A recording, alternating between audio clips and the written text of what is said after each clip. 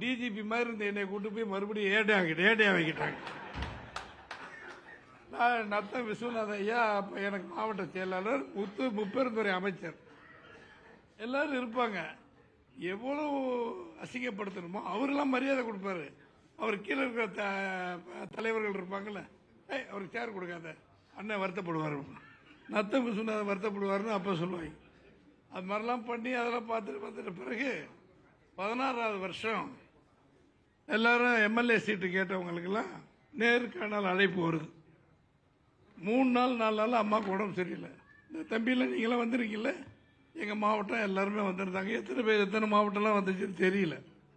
4வது நாள் நம்ம மகாலிங்க கீழே இருக்கார்ல, இந்த நம்ம ஆஃபீஸ் மேலாளர், அவர் பூங்குன்றம், 2 பேரும் கீழே வந்தாங்க. அம்மா அவங்கள கூப்பிட்றாங்க. சரி, இன்னைக்கு அம்மா பார்க்கல போல இருக்குன்னு பார்த்தா போனோம். 4 நாளாக வந்துக்கிட்டு இருக்கலாமா சீனிவாசன்? ஆமாங்கம்மா. என்ன நீ ரொம்ப நாளாக பார்க்க முடியலன்னு? ஏம்மா நீங்கள் தான் அடித்து துரத்திட்டீங்க, நான் எங்கே போய் பார்க்கறதுமா? என்ன அடித்து துரத்துனேன்னு? ஏம்மா எடுத்துட்டீங்கம்மா என்ன பதவின்னு? ஆமாம், உங்களை எடுத்துட்டேன். பொருளாளரா? ஆமாம், அதுலேருந்து எடுத்துட்டேன். எத்தனை நாள் ஆச்சுண்ணே? 11 வருஷம் ஆச்சுமா. ஏப்பா, எத்தனை எம்பி தேர்தல், எத்தனை எம்எல்ஏ தேர்தல், ஒன்று கூட வந்து என்னை பார்க்கலன்னாங்க.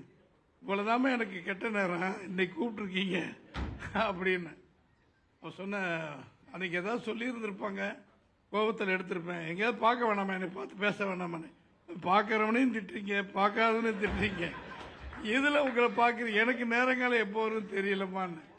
இல்லை அப்போ எடுத்திருப்பேன், இப்போ உங்களுக்கு சீட்டு தர்றேன், நான் அம்மா தான் முதலமைச்சராக போகிறேன், என்னுடைய கேபினெட்டில் நீங்கள் அடுத்த மந்திரி. சத்தியமான வார்த்தை இதெல்லாம்.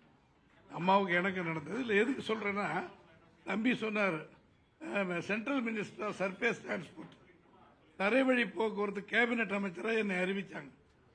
அப்போ இப்போ கட்காரி, நிதின் கட்காரி இருக்கார் இல்லைங்களா, அந்த பதவி திடீர்னு ஒரு வாரத்தில் வாஜ்பாய் பதவியை எடுத்து விட்டாங்க. நம்பிக்கையில் தீர்மானம் போச்சு. எனக்கு மந்திரி பதவி அறிவிச்சிட்டாங்க.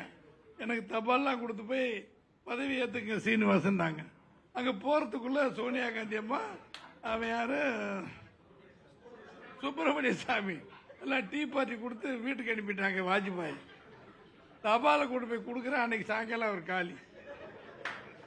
அப்புறம் அதான் அம்மா சொன்னாங்க, ஒரு அன்லக்கி மேன் சீனிவாசன், இந்த தடவை உறுதியாக நீங்கள் மந்திரி ஆகிறீங்க, நான் முதலமைச்சர் ஆகிறேன்னு அம்மா சொல்கிறாங்க.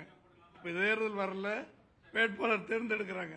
அந்த வில் பவர், அந்த எண்ணம் யாருக்காவது எந்த தலைவனுக்காவது வருமா? இப்போ எடப்பாடியாருக்கு வந்திருக்காது. நாம தான் அடுத்த முதலமைச்சர், அடுத்த ஆட்சி நம்ம தான் அப்படின்னு சொல்லி பிரமாதமா அந்த நம்பிக்கையோட நம்ம எல்லாம் இருக்கிறோம். அதான் உண்மை. சூழ்நிலை அப்படி உருவாயிருக்கு.